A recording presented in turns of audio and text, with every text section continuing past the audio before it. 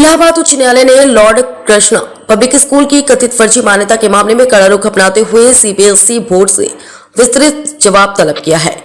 यह आदेश रिट याचिका संख्या 13244/2026 प्रोग्रेसिव एसोसिएशन ऑफ प्रिंट्स अवेनियस बनाम उत्तर प्रदेश राज्य एवं अन्य में न्यायमूर्ति सिद्धार्थ नंदन की पीठ ने पारित किया।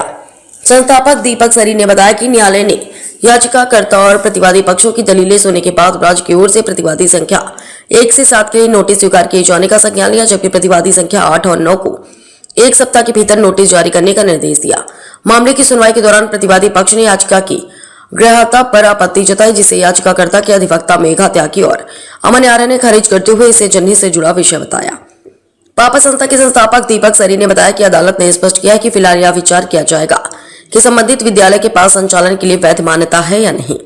न्यायालय ने प्रथम दृष्टता मान्यता को संदिग्ध मानते हुए सीबीएसई को निर्देश दिया था कि वह शपथ पत्र दाखिल कर विद्यालय की मान्यता की स्थिति स्पष्ट करे। याचिका में आरोप लगाया गया है कि वर्ष 2011 में विद्यालय संचालित करने वाली सोसाइटी का पंजीकरण निरस्त होने के बावजूद 2012 में मान्यता दी गई। इसके अलावा 2015 में भूमि का आंशिक विक्रय, 2018 में पारिवारिक ट्रस्ट के गठन तथा 2023 में आयुक्त न्यायालय के आदेश के बावजूद विद्यालय की वैधानिक स्थिति स्पष्ट नहीं हुई है।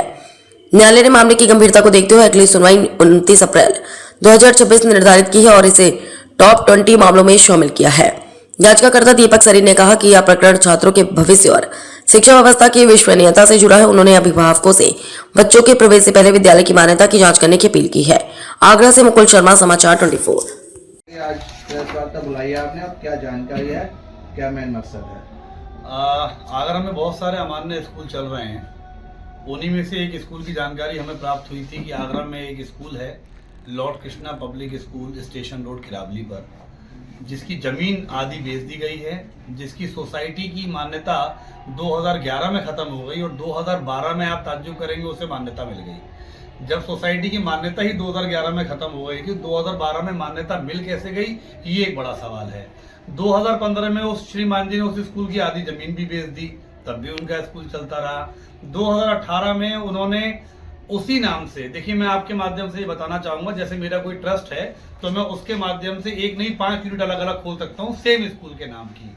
लेकिन श्रीमान जी ने क्या करा, चूंकि उनको ये डाउट था कि कभी ना कभी जांच बैठेगी, तो 2018 में उन्होंने एक नया ट्रस्ट बनाया, पुष्पा देवी एजुकेशनल ट्रस्ट, और उस पर सेम नाम से रायभा में एक यूनिट खोल ली, लॉर्ड कृष्णा पब्लिक स्कूल। एक ही नाम से अलग अलग 2 ट्रस्टों को कैसे, किस प्रकार से मान्यता दे दी गई, ये बड़ा सवाल था। सीबीएसई भी इसको लेके संदेह के घेरे में था। हमने इसकी लगातार शिकायत करी, हमने जिला प्रशासन को शिकायत करी, हमने बीएसए डिपार्टमेंट में शिकायत करी। बीएसए विभाग में शिकायत करने जाते हैं तो वहाँ के जो अधीनस्थ बाबू हैं, खंड शिक्षा अधिकारी, वो सेटिंग बना लेते हैं अपनी और फर्जी रिपोर्ट लगा देते हैं कि साहब ये तो हाईकोर्ट गए हुए हैं। हाईकोर्ट जाने पर सामने वाली पार्टी राहत पाने के लिए गई थी, लेकिन ताज्जुब देखेंगे कि 19 तारीख में वो एक बार भी प्रस्तुत नहीं हुई, यानी केवल शिक्षा विभाग को भ्रम में रखा। उसके बाद हम लोग हाईकोर्ट गए, हाईकोर्ट में हमने पिटीशन दाखिल करी। हाईकोर्ट ने हमारी स्थिति को बहुत गंभीरता से लिया और हाईकोर्ट ने स्पष्ट नोटिस जारी करते हुए सीबीएसई बोर्ड को विशेष करके आड़े हाथों लिया है कि एक स्कूल पिछले 12 सालों से बिना मान्यता के चल कैसा रहा है और आपने मान्यता कैसे दे दी। हमारे पास जो हम आपको दिखा रहे हैं, इसके अंदर हमने सारे हाईकोर्ट के ऑर्डर की कॉपी लगाई है। इसमें हमने, आप देख सकते हैं, 10 सभी को पार्टी बनाया है, जिसमें एक महत्वपूर्ण बात मैं आपको बताना चाहूंगा।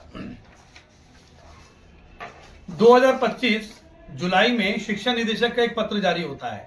उसके अंदर शिक्षा निदेशक उत्तर प्रदेश के सभी बेसिक शिक्षा अधिकारी को ये लेटर जारी करते हुए कहते हैं कि सभी जिलों में जितने भी अमान्य स्कूल चल रहे हैं उनके खिलाफ मुकदमा दर्ज कराया जाए, एफआईआर की कॉपी दर्ज कराई जाए और इस प्रारूप में भर के उनको भेजा जाए।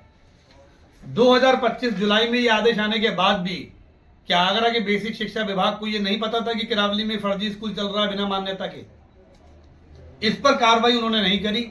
जब हम हाईकोर्ट गए तो ऑर्डर की कॉपी में आप साफ देख सकते हैं, ऑर्डर की कॉपी में हाईकोर्ट ने स्पष्ट रूप से सबको नोटिस देते हुए हमारे केस को एडमिट किया है और सीबीएसई बोर्ड को आड़े हाथे हुए पूछा है कि भाई आप बताइए कि इनको मान्यता कैसे मिल गई।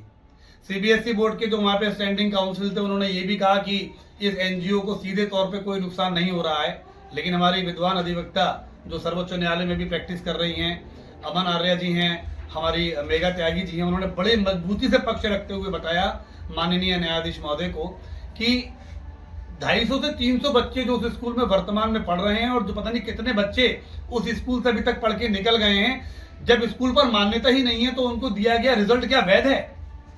जब रिजल्ट जी किस स्टैंडर्ड तक स्कूल है, कितने स्कूल है ये, और आप क्या चाहते हैं? देखिए, सैकड़ों स्कूल हैं, लेकिन जिसके कागज हमारे पास हमने निकलवाए, जिसके कागज हमें वेबसाइट से मिले, वो lord Krishna public school station road Kirawali और lord Krishna public school unit Raibha, ये दोनों ही संदेह के घेरे में हैं। सीबीएसई बोर्ड की स्पष्ट नियमावली है, उस नियमावली में साफ साफ लिखा है कि किसी भी पारिवारिक ट्रस्ट को मान्यता नहीं दी जाएगी स्कूल की। उसके बावजूद भी lord Krishna public school unit Raibha जो एक फैमिली ट्रस्ट है, हस्बैंड और वाइफ के नाम पर ही ट्रस्ट है, सारी पावर हस्बैंड वाइफ में बटी हुई है, उनको मान्यता दे दी गई। इसको लेकर दोनों स्कूल संदेह के घेरे में हैं, दोनों पर कार्रवाई होनी चाहिए। बीएसए के विभाग कितना जिम्मेदार है इस मामले में? मुझे लगता है कि 90% तो विभाग ही जिम्मेदार है, बेसिक शिक्षा विभाग का। जब 2011 में सोसाइटी रद्द हो चुकी थी तो 2012 में मान्यता दे कैसे दी गई? जीरो टॉलरेंस की बात करिए सरकार, क्या लग रहा है जीरो टॉलरेंस हो रहा है? बिल्कुल नहीं है, यहाँ तो जबरदस्त भ्रष्टाचार हो रहा है, ऊपर से लेके सभी मिले हुए हैं, कोई कार्रवाई नहीं हो रही। हम अक्टूबर 2025 से लगातार शिकायतें कर रहे हैं, डीएम साहब को भी करी, बीएसए साहब को भी करी। डीएम साहब ने तो हमसे एक बार ये तक कह दिया कि बोले आप मुझे बताओ कि मैं कौन सी धाराओं में इस स्कूल पे कार्रवाई कर सकता हूं। जब जिलाधिकारी महोदय हमसे ये कहेंगे कि किस धाराओं में कार्रवाई कर सकते हैं तो बड़ा हैरत का विषय है हमारे लिए, तो फिर हम सुनवाई के लिए जाएं किसके पास? तो हमें लगता है कि माननीय न्यायालय ही हमारे लिए सच को सामने लाने का काम कर सकते हैं, और हम वहां पर गए और हमारा केस वहां पर एडमिट हुआ।